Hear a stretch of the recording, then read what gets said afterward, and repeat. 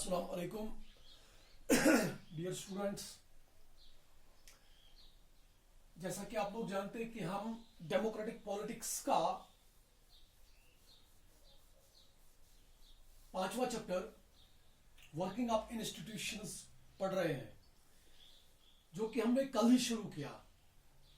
कल हमने ये पढ़ा कि इंडिया जो है ये एक फेडरल कंट्री है, और जहां तक फेडरल का मतलब है, federal means where the two sets of governments are working at two different levels, one at the center level and another at the state or union territory level। तो उसमें हमने देखा, उसके बाद हमने I also explained you the three different organs of the government with their powers, चाहे वो जिसमें हमने executive, legislative and judiciary powers की बात की। और उसके बाद हमने ये भी देखा कि हाईएस्ट पोजीशन जो इंडिया में है, that position is occupied by the president of India.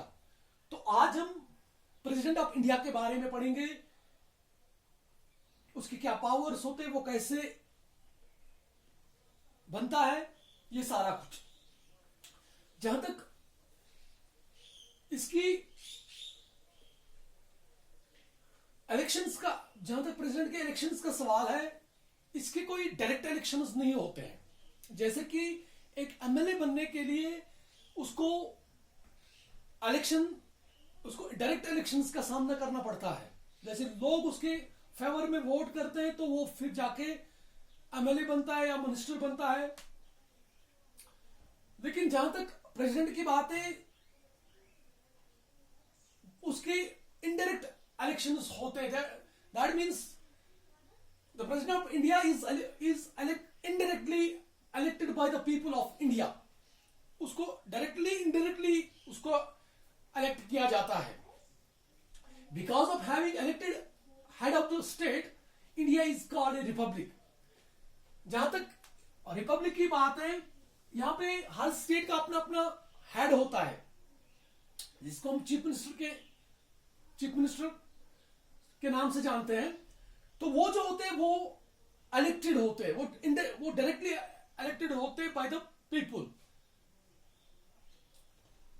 तो अब आपको समझने वाली बात जो है वो है republic. Republic means where the representatives are elected by the people through a proper channel, through a proper process which is known as elections, जिसमें वो 18 साल से जिनकी उम्र 18 साल से ऊपर हो, वो उनके हक में वोट कास्ट करते हैं। तो उसी प्रोसेस को हम इलेक्शंस कहते हैं।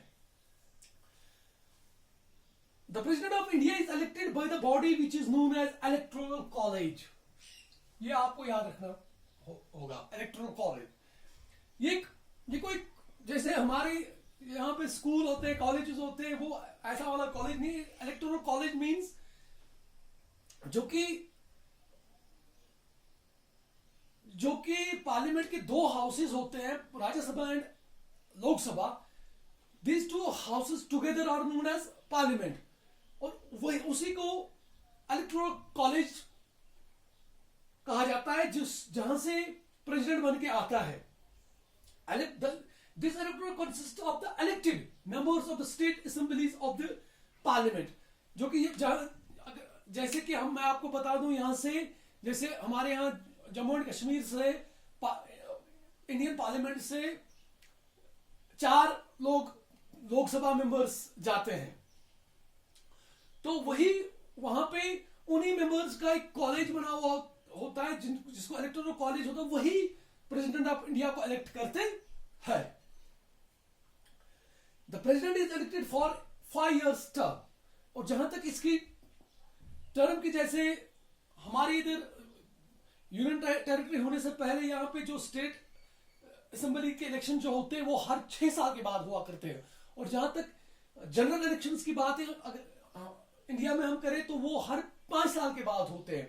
तो दैट मीन्स जो उनकी टर्म जो होती है वो for the period of 5 years होते हैं, और जहां तक प्रेसिडेंट ऑफ इंडिया की टर्म की बात है that is also for the period of 5 years। ये आपको याद रखने वाली बात है।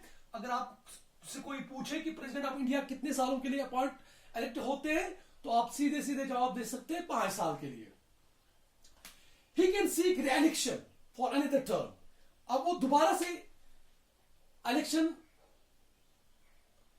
वो अपने टर्म को बढ़ा सकता है फॉर द पीरियड ऑफ 5, लेकिन उसके लिए भी उसको वो इलेक्टोरल कॉलेज की कंसेंट होनी चाहिए, वो उसको इलेक्ट करने चाहिए।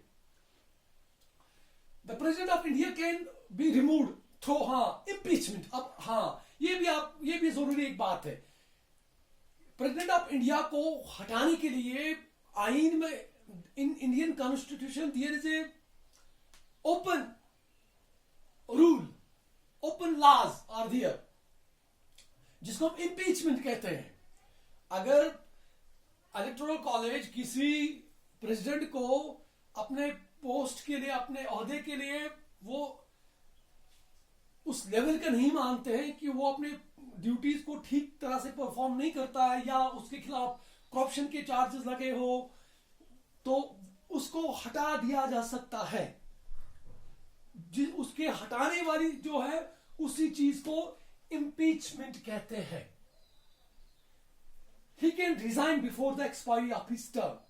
अब प्रेसिडेंट ऑफ इंडिया, उसके पास एक चीज रहती है, वो तो हर एक के पास रहती है कि कोई भी कभी भी, मतलब फॉर एग्जांपल अगर कोई एमएलए बना तो वो भी रिजाइन कर सकता है। अगर कोई प्राइम मिनिस्टर बना या चीफ मिनिस्टर बना, वो भी, उसके लिए भी एक खुली आजादी होती है कि वो भी रिजाइन, अपनी टर्म खत्म होने से पहले ही रिजाइन कर सकते हैं। इसी तरह से प्रेसिडेंट ऑफ इंडिया के पास भी एक राइट है कि वो भी अपनी टर्म खत्म होने से पहले वो रिजाइन कर सकते हैं। तो बच्चों, इस तरह से आज हमने देखा कि कैसे प्रेसिडेंट ऑफ इंडिया कैसे बनते हैं, वो इलेक्टोरल कॉलेज क्या होता है, प्रेसिडेंट ऑफ इंडिया की टर्म कितने साल की होती है, वो री-इलेक्शन के लिए भी उठ सकता है। तो ये था सारा कुछ प्रेसिडेंट ऑफ इंडिया के बारे में। आज के लिए इतना ही। कल हम इस चैप्टर को और आगे लेके चलेंगे। तब तक के लिए खुदा हाफिज।